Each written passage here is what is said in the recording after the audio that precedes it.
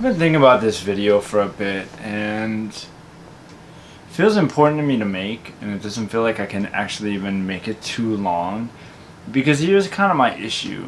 I'm well versed in a lot of things, a lot of different issues that people deal with: MBTI, Enneagram, cluster B personality disorders, communication styles, philosophies, faiths, and things like that. And so in my brain, like I've got all these like plugins, so I can filter everything through, and I can come to some pretty coherent, reasonably accurate conclusions. And they're off sometimes, but usually they're off in an explainable way. Like, oh, it's not actually this, it's that, or there's this variable I forgot to plug in that kind of skewed everything. So with the fearful avoidant component, that's really difficult for me, because now we're talking about attachment styles, and there's some debate as to the validity of attachment styles in, not necessarily in child-parent relationships, but in adult romantic relationships, and if attachment styles sort of follow you into your adulthood and your adult relationships. So I'm going to let you Google some of that. If you found this video, you probably typed in something like fearful avoidant or attachment style or something like that. And so you're already on your path, and I'm just going to kind of give you a little affirmation on my experience in dating somebody with a fearful avoidant personality or attachment style. And there's secure attachment, and there's the different attachment styles. I'm just gonna speak about fearful avoidant, because I was in a relationship with somebody that had a fearful avoidant attachment style, and a pattern that continued to repeat through their relationship, time after time after time after time after time.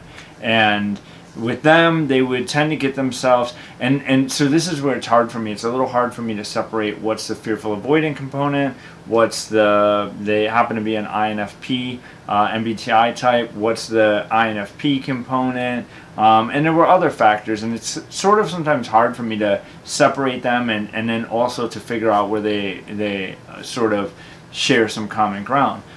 In this situation, I feel pretty comfortable speaking about the fearful avoidant component and what that was like for me and how that was difficult for me.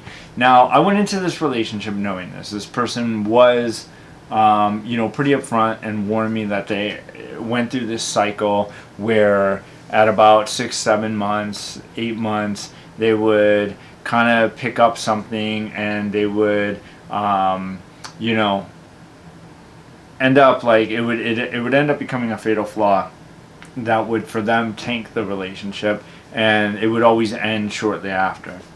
Now, her and I were together 1.5 years, and I think that probably happened. I don't know at what time, and I don't know if there was like realization that I didn't fit this idealization that she maybe had about me, or if it was the fearful avoidant thing. But I did always feel this strong, I want you, no I don't, I hate you, no I love you, like this constant push-pull, like this want for intimacy but struggle to share, this desire to have somebody close but this compulsion to not have anybody occupy the same space, this desire for companionship but then this craving for solitude. And that was difficult to deal with as a partner, right? I never knew how to engage, and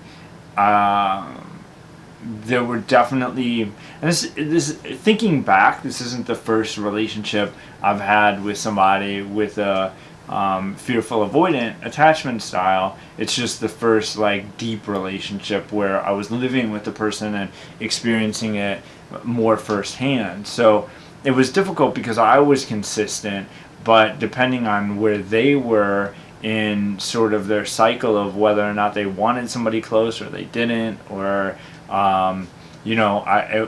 my consistency would be met with different responses. You know, there'd be different reactions to things. Sometimes they would be really caring and loving and what I would expect, and then other times it would be quite cold and disconnected and so on. So, and I don't know, you know, her and I haven't talked much. We're not on non-speaking terms. It just, I think, probably more difficult for her to keep in touch with me, and maybe because of the fearful avoidant, you know, maybe there is this like, I wanted that, but then I didn't, you know, like, but that was always felt by me, and I don't know how she's doing now. I haven't talked to her in a few months, and at the time, you know, I don't think she was in a relationship or anything. So, and you know, I kind of made a mental note, like I'll check up on her in a year and see what's been going on, and you know, catch up and whatever. But so that's kind of been my experience with it, and I know this isn't some groundbreaking video where I'm giving you some huge insight. I'm just kind of sharing with you my experience in having spent a year and a half in a relationship with somebody that was fearful avoidant, and the struggles that it caused for me, and the push-pull that I always felt, and the sort of, you know, I don't know how this is going to go. Like, there was a lot of, we'd go to hang out on a particular day, and you know, there were some times that she was really there and present and connected, and there were sometimes it was like she wasn't, and that was that was quite difficult, because I really enjoyed the one and the other was a huge struggle. So anyway, if you're having any issues with this, feel free to make the comment section a little bit of a you know, area that you can sound off. Other people can share their experience if they come across this, and maybe there can be a little bit of getting what you need or asking questions or whatever down there. And I think that's it. If you have any questions for me, feel free to ask. Otherwise, I'm done. I am going to do my little, I'm going to hit the button and then I'm going to be like, because I like this fade out.